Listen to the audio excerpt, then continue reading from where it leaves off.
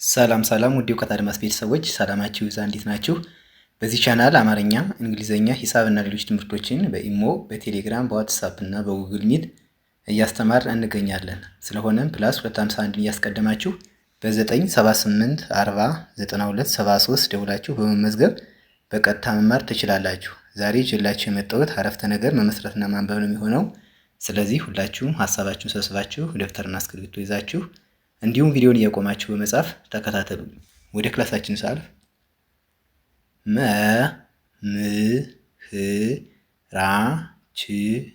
መምህራችን በጣም ተናዷል። አራት ነጥብ። መምህራችን በጣም ተናዷል የሚል አረፍተ ነገር መሰረት ማለት ነው። የተጠቀምናቸው የቃላት ብዛት መምህራችን አንድ፣ በጣም ሁለት፣ ተናዷል ሶስት ቃላትን ተጠቅመናል ማለት ነው። እነዚህን ሶስት ቃላት አጣምረን ስናነባቸው መምህራችን በጣም ተናዷል የሚል አረፍተ ነገር ይሰጡናል ማለት ነው። ለምን ሁልጊዜ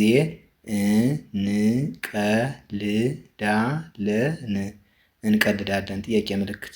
ለምን ሁልጊዜ እንቀልዳለን የሚል ጥያቄው የአረፍተ ነገር መሰረት ማለት ነው። የቃላት ብዛት ከተባል ለምን አንድ፣ ሁልጊዜ ሁለት፣ እንቀልዳለን ሶስት ቃላትን ተጠቅመናል ማለት ነው። በአንድ አያይዘን ስናነባቸው ለምን ሁልጊዜ እንቀልዳለን የሚል ይሆናል ማለት ነው። የዛሬ ጥናት እንዴት ነበር? ጥያቄ ምልክት። የዛሬ ጥናት እንዴት ነበር የሚል ጥያቄ አረፍተ ነገር መሰረት ማለት ነው። የተጠቀምናቸው የቃላት ብዛት የዛሬ አንድ፣ ጥናት ሁለት፣ እንዴት ሶስት ነበር። አራት ቃላትን ተጠቅመናል ማለት ነው። እነዚህን አራት ቃላት አያይዘን ስናነባቸው ደግሞ የዛሬ ጥናት እንዴት ነበር የሚል ይሆናሉ ማለት ነው። እኔ ግን በደንብ አላጠናሁም። አራት ነጥብ። እኔ ግን በደንብ አላጠናሁም የሚል አዎንታዊ አረፍተ ነገር መሰረት ማለት ነው። የቃላት ብዛት እኔ አንድ፣ ግን ሁለት፣ በደንብ ሶስት፣ አላጠናሁም አራት ቃላትን ተጠቅመናል ማለት ነው። በአንድ አያይዘን ስናነባቸው እኔ ግን በደንብ አላጠናሁም የሚል ይሆናል ማለት ነው። ዛሬ ግን የቤት ስራዬን ሰርቻለሁ። ጥያቄ ምልክት።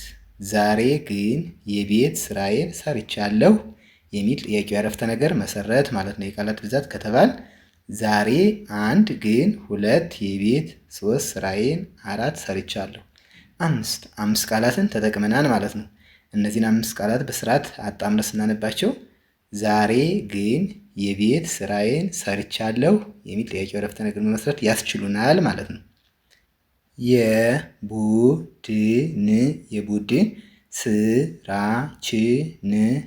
ስራችንን ነገ መጨረስ አለብን። አራት ነጥብ። የቡድን ስራችንን ነገ መጨረስ አለብን የሚል አዎንታዊ አረፍተ ነገር መመስረት ቻል ማለት ነው። የቃላት ብዛት የቡድን አንድ፣ ስራችንን ሁለት፣ ነገ ሶስት፣ መጨረስ አራት፣ አለብን አምስት ቃላትን ተጠቅመናል ማለት ነው። በአንድ ላይ ይዘን ስናነባቸው የቡድን ስራችንን ነገ መጨረስ አለብን የሚል ይሆናል ማለት ነው።